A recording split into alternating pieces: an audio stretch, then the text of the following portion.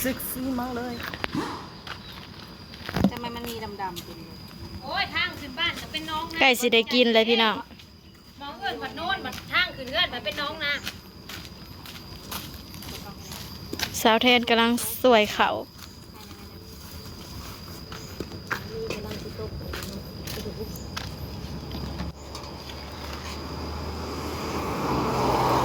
เย่เย่หายน้องค้าเข้าไปแล้วอะไรสะบอกกระดูกนี่นะนั่นหนึ่งเขาให้คอยที่เลื่อนคอยแน่ร้านใครทำ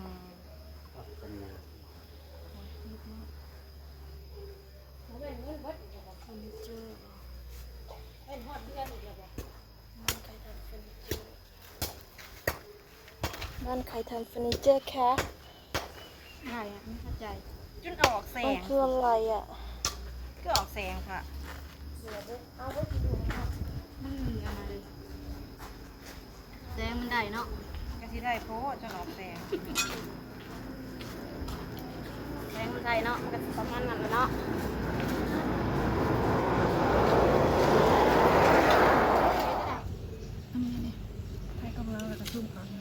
ทักทายสบายดีผู้บ่าวสบายดีแล้วพี่น้อง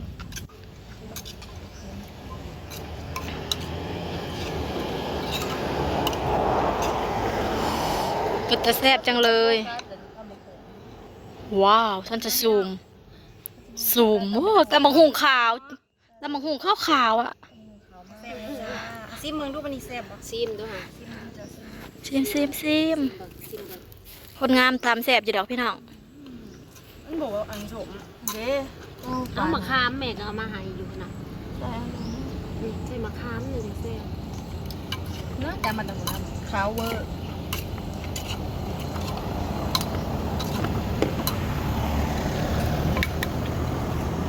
ตัวนี่ละกันติดตามน้องฟ้าให้แม่เด้อ ขอไปติดตามซองแทนใจไทยสวรรค์เห็นเด้อพี่น้องเด้อ แทนใจไทยสวรรค์แล้วก็ฟ้าใสสาวลาว ต้องอยู่ไกล เรามาใหม่กับคนติดตามให้แม่เด้อเพื่อน้องฟ้าสิเด้งไปเดาไปหันไปนี่นะโอ้ยอยากกระเทะ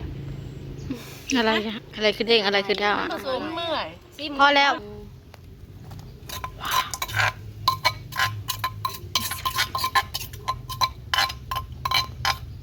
เอาขึ้นมาโต๊ะแล้วก็กินเลยพร้อมเสิร์ฟตอนนั้นก็จะเป็นต้มกระดูก ใส่ผักเขาดีค่ะ ถ้าข้าวเขาอยู่ใน ทำตอนนี้กินตอนไหน ทำตอนนี้ก็กินตอนนี้เลยจ้าทุกคน งงมาก หน้า กินหลายคนจ้าแม่นจ้ะก็มาดำแต่มักกระทินเพิ่นอ่ะมักกระทินเป็นเพีย ระวังยุงกัด กัดแล้ว พี่น้องเอ้ยจบแล้วพ่อ กัดแล้วอายเอ้ยตัวหนึ่งเมื่อกี้นี่จบเรียบร้อย จบแล้ว กินน้ำแน่สวัสดีครับน้องฟ้าใสสวัสดีครับ สวัสดีจ้า ขอน้ำกันนะพี่น้องก็เป็นแต่แซ่บอันนี้มันข้าวปูสัตว์อันนี้ฮะเอาคือบกปูเสลียงจักแล้วผู้ได้ปูเอาปูหาแกงบ่กินหรอกเอาคือกินเปิดเป็น FC ผาเตียงทอง โอ้คดีแล้วในFC พอเองเข้ามาคน อุ้ยเฮ้ยเอา จ้า คือช่องกันติ อยู่ไกล แมนเพิ่นบอกให้ติดตามครับอยู่ เดี๋ยวเบิ่งใหม่ มาหาแกงแต่ว่ายังบ่เห็นใครเบิ่งดูน้ำใครแกง เปิด มา ครีมช้ แกงนะใครเบิ่งดูค่ะ ำไทยแล้ว กระดูกเขาเลยอันนั้นทราบมากเลยมาเด้อพี่น้อง ไทยนะ ถ้าเพื่อนมานะแม่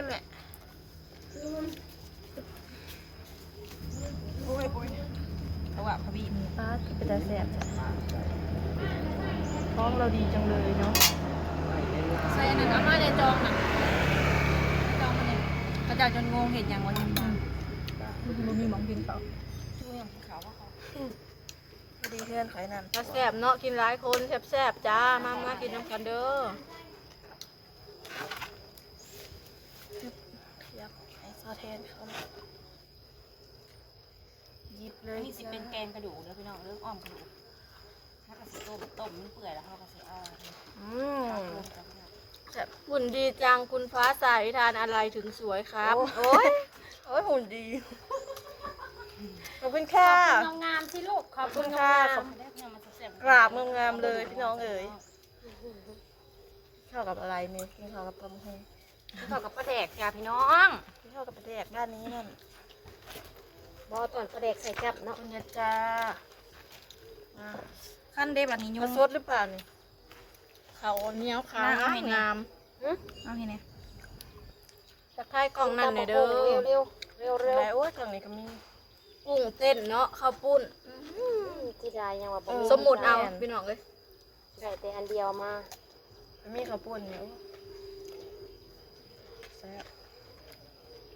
กุ้งกับบัวเห็นมีใครได้นะเดียวบ่เคยได้ เราเลี้ยงบ่เห็นสามคนอยากจะบอก เอาแทนมันคือข้าง ฮะ ข้าง เห็น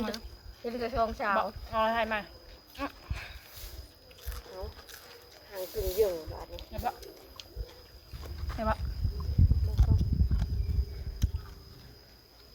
เขาโหลดคลิปไปนำดิ ถ้าอยู่ใกล้อันเป็นยังไง พอแล้วหางกินเยิ่งอยู่ของเขาเอง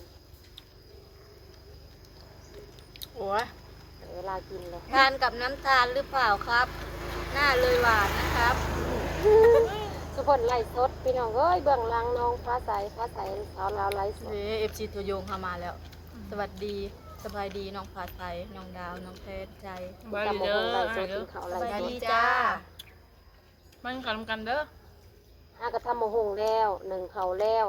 ยังอ่อมอัดเอาพาหมออัดไว้ในลูก เอาเนี้ยห่อนๆเลย แซ่บ เขาเนี้ยใหม่ขาวจั๊ว เขานะขาวงามนี่ได้ เขาไม่ได้ใส่เลย เขาเอ้ยนั่นแหละ อ้าวคือขาวเถอะ เอ้าตาเคยเอาพงปั่นไปไว้ให้กับเจ้ารถสีนี่เด้ คือขาวใหม่นี่เนาะ รถสีแล้วเฮาก็มาตากอีก ขาวจั่วเลย บ่ได้คืออันเขาแม่แก้วในเหล้าสามเรื่องนั่นต้องใส่บ่เห็นตัวนะ เขาบอก กระเจ้าหัวควันที่เขากับไหลสดกระเจ้าอ่ะกลุ่มนี่อัดไปมันบ่เที่ยงนะดิ กินตำหูแล้วก็สิมาออมเนื้อไปกินแรงบัดนี้พี่น้องจ๊ะยังมองลูกยังมองไม่ได้ไปไม่ว่าหยอกป้าจะจะไปสิเขากล้องมันสิบังกล้องป้าลูกป้าบ่ให้เงินซื้อนมได้ลูก ไปยังเด้ยังเงานี่ โอ้ยกันนะ มะเขือพวงด้วยเฮ็ดสูตรนั่นซะบ่ซุมเฮาอัดบิดเนาะอัดบิด ออมกระดูกใส่อันมะเขือ ออกกระดูกใส่มะเขือจ้า ของนวล ของนวลด้วย มันไหนสิกล่องนะกล่องห้าหน้าเหลืองกล่องเจ้าหน้าใช้ขาวข้างหน้า เฮ็ดแต่ขี้โป๊กเลยนี่ละ กล่องห้าเหลือง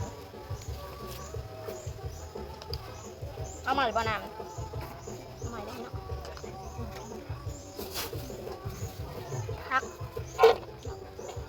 ใช่เลยค่ะมันบัดนี้อัดดู ทางนั้นก็ฟังเพลง จักติดลิขสิทธิ์บ่ได้พี่น้องเอ้ยจังว่าติดบ่จักเลยจังว่าดังฮอดที่บ่จักเนาะ อะไร บวมจองเอาไปย่างมัน ตามหา เอาอีเทิดเอาไปเอาไปเทิดทำไม เฮ้ยเดินมาเพิ่นน้ำ เดี๋ยวก็สิงง เผาพื้น พี่น้องเอ้ย เพราะพื้นอันเลี้ยงหาคนเลี้ยงเองบ่ไหว ถ้ามีคนเลี้ยงก็จะไปกรุงเทพอ่ะ เปิดรับสมัคร เพิ่นรับสมัครพอให้น้องมะนาวตอนนี้แล้วปานี้อยากได้น้องเขยพี่น้องโคจังสั้นก็สิให้ปานี้เลี้ยงหลานเดี๋ยวเฮาสิไปหาเงินส่วนเจ้าแทนเจ้าแทนพาไปหาเงินลูกสาวบ่ได้ไปได้พักอีเลิศน้ำเนาะทำสิแซ่บ เลิศแล้วก็ข่อยที่ตู้ที่ตู้ก็เก็บใส่หมกปลาแต่ว่า งามเลยเนาะจะอ่อนจะกินแกงเฮ็ดได้เฮ็ดกำลังอ่อน เอาเจ้าถือตอนยังไหนนี่ยังไหน ขึ้นท้องบ่ จะไปสิได้หัวต้องเลื่อยกัน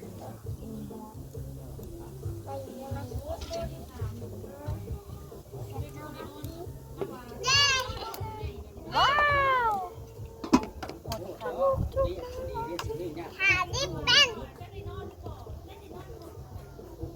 มา เอามาอันนั้นล่างมา เอาน้ำเจ้าลงก่อน เอาไปเลย เอาลงกันเอาก่อนน้ำเจ้านะ บอกไป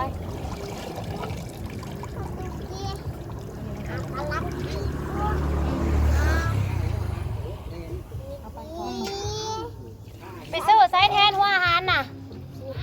สิไปซื้ออยู่ใส่หัวอาหารน่ะเอาอีเมฆก็ว่าสู้มาซื้อหัวอาหาร ในใจยังเป็นสอบอยู่เลยวะ ว่าอยู่ แซ่บปลา แค่ผัดหัวอาหาร อันนี้ปลาปลาปลา ก่อนแล้ว เลือกกูบ้า จ้าเขาเปิดอีหยังตกมันกระเด็นใส่เบบี้จ้ามันจะเอาหอมลงแล้วก็ใส่อุ้ยใบอันนี้เลิศ แมงลักงามแท้ แล้วว่าพี่ แล้วพออีกดู หมอเดียว 3 ช่อง บอกพี่เราซ้ำซ้ เอาไปกินน่ารักนะ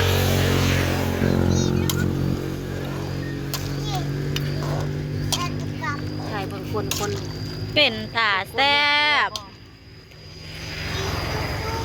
บรรยากาศดีมากตอนนี้มีแดดนิดนึง แถวกระซิบน้ำเฮาอยู่นี่มาเห็ดยังกันไปอยู่ ถ้าภายไกลมาก็เห็นป้าย2ป้ายนี่ก็สิแม่นโลดพี่น้องเอ้ยเฮือนปณีป้ายบ้านคันถาจารย์กับไปบ้านดอนวาย วายในแนว เสร็จสิ้นภารกิจมื้อนี้พี่น้องเอ้ยเจอกันคลิปหน้าจ้ะว่าเฮาสิเฮ็ดหยังกันเนาะฝากเป็นกำลังใจในเด้อพี่น้องเด้อเขาเบิ่งเขาส้มคลิปจ้ะกดไลค์กดแชร์จ้า